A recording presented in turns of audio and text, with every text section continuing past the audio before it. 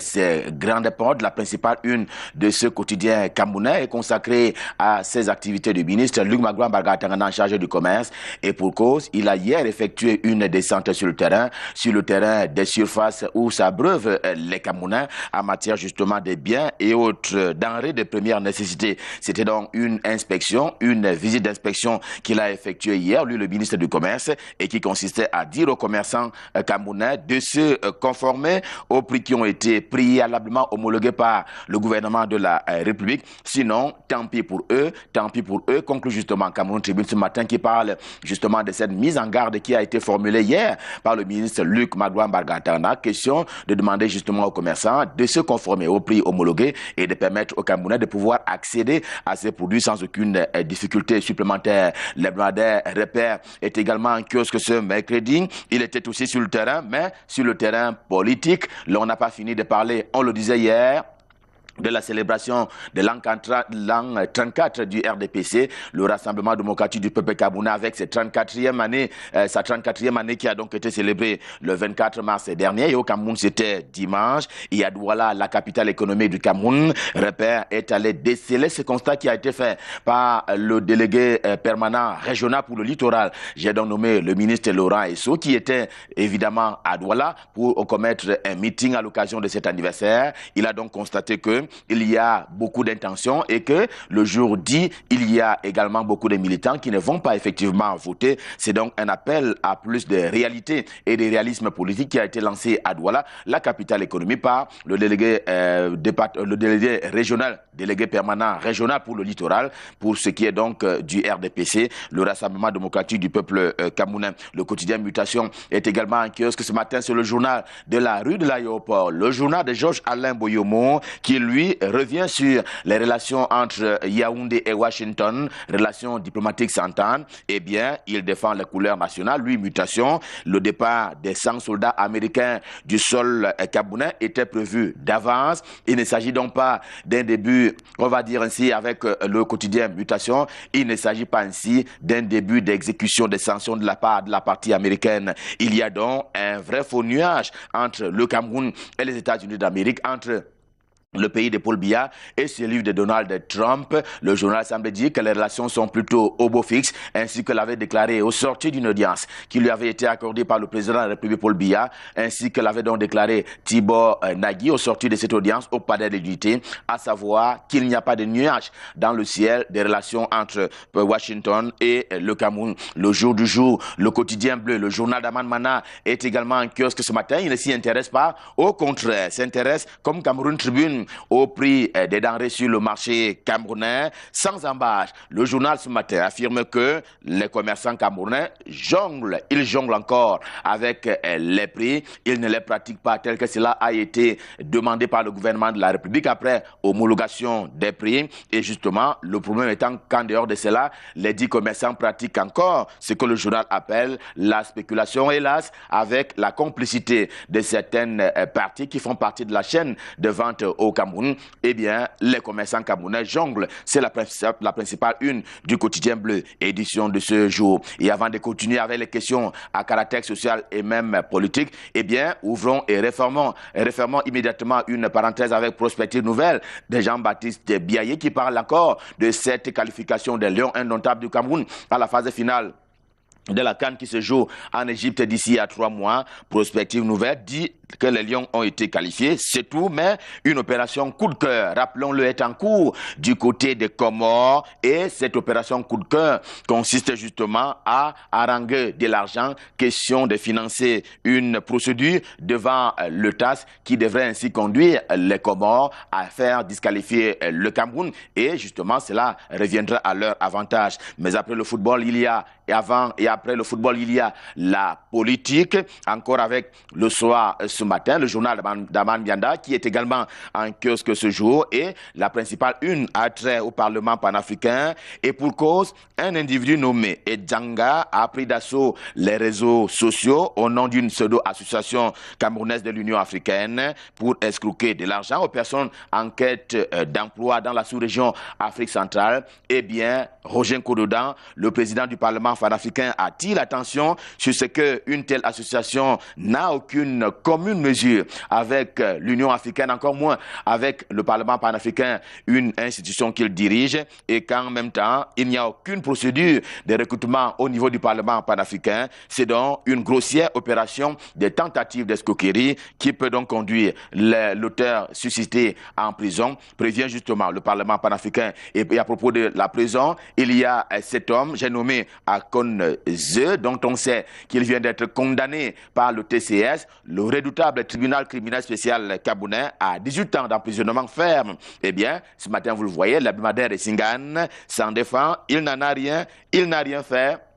Il a été condamné pour rien. C'est là l'option et l'opinion de l'hebdomadaire Essingane en kiosque ce matin, qui est d'ailleurs muni de ses preuves, les preuves à lui, selon donc qu'on peut le lire justement au terme d'un article qui figure en page 3 édition de ce jour. On imagine d'ailleurs que Tribune d'Afrique de Faustin Njikam veut éviter cela à Théodore Sangou, qui est le directeur général de EDC. Lui aussi n'a rien fait. Il est saint, 3 fois saint, écrit Faustin Njikam dans sa livraison de ce mercredi, qui parle au contraire d'une campagne haineuse contre la personne suscitée, c'est-à-dire le directeur général de EDC. Au centre de tout cela, il y a naturellement l'argent, mais l'argent public davantage, qui préoccupe justement le journal Éco Matin ce matin, le journal qui traite au quotidien des questions économiques et financières. Sa une principale, vous le voyez, c'est rapporte au barrage hydroélectrique de Son Loulou.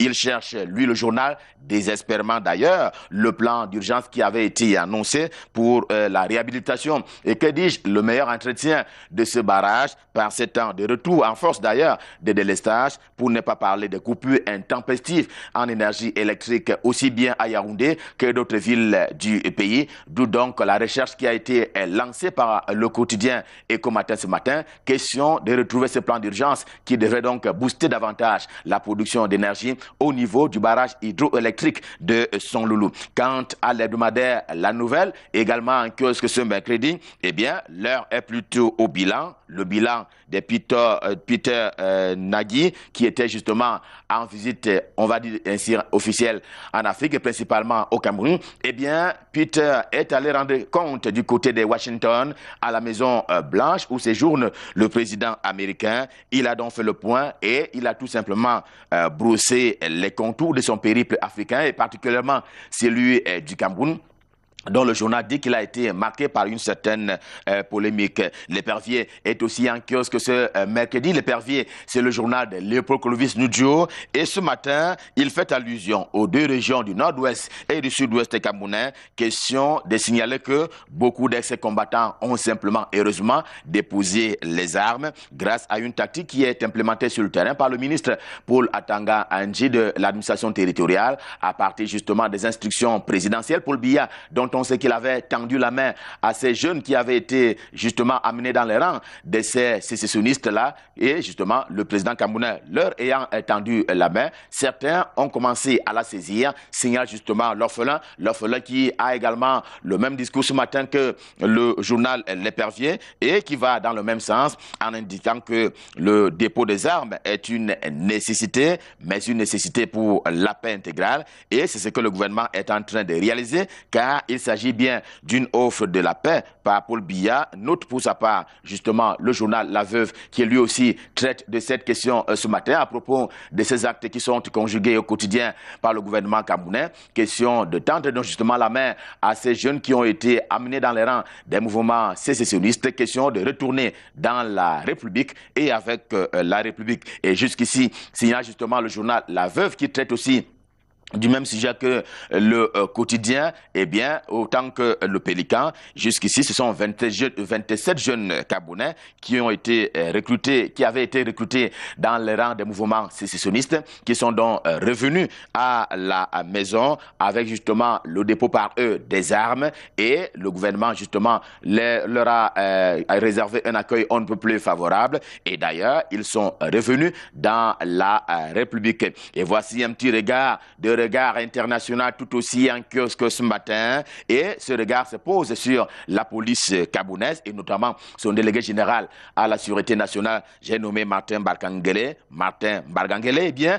l'homme est au-dessus, signale le journal, des intrigues, et pour mieux servir l'État camerounais dont il est l'un des meilleurs dit le journal, l'un des meilleurs serviteurs, justement. Sa presse est également en kiosque. L'édition de ce matin croise le verbe sur l'an 34 du RDPC, sauf que le journal a campé du côté des Banganté. Nous sommes dans le département d'Undé, Banganté en étant le chef-lieu. Là-bas, il a vécu l'anniversaire aux côtés de Célestine Ketcha-Cortez, la ministre en charge de l'habitat et du développement urbain, ancienne maire de la cité haute Banganté, et à l'occasion, elle a réaffirmé son attachement à Paul Biya. Le journal Réalité est également en kiosque. Lui aussi, il voue son attachement aux idéaux et à l'homme qui les incarne, Paul Biya, le président camerounais, dans la mesure où il dénonce, lui le journal, le complot qui s'est tissé contre lui. Lumière faite, eh bien, ce sont finalement, dit-il, Tibor Nagui et Maître Dupont qui s'en vont ainsi laisser croire qu'ils en veulent au contraire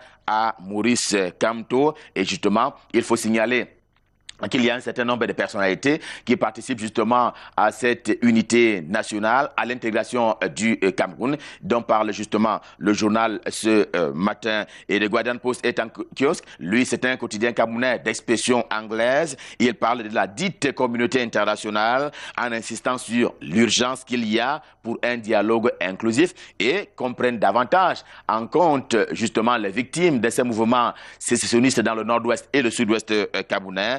Et le journal insiste là-dessus parce qu'il y a eu de nouvelles victimes. Il faut davantage avancer dans la résolution de cette crise, semble donc conclure The Guardian Post, édition de ce jour. Un hebdomadaire pouvant en cacher un autre. Voici Génération libre de François Fogno-Fotso, qui est donc disponible ce matin. Il contre-attaque d'ailleurs les données qui sont publiées ce matin par The Guardian Post, en ceci qu'il montre plutôt qu'il y a une assistance permanente de la part du gouvernement camerounais, une assistance dont bénéficient justement les victimes de ces attaques. Mais non sans oublier qu'il existe un plan d'assistance justement d'urgence qui a été décidé en son temps par le président de la République. Cela en faveur justement des victimes de ces mouvements sécessionnistes, aussi bien dans le nord-ouest que dans le sud-ouest camerounais. Deux régions camerounaises qui sont justement en proie à ces actes-là depuis un peu plus de 2 ans maintenant. Un mot encore sur cette crise dite anglophone, et cette fois-là c'est avec le quotidien Émergence. Le quotidien Émergence qui parle justement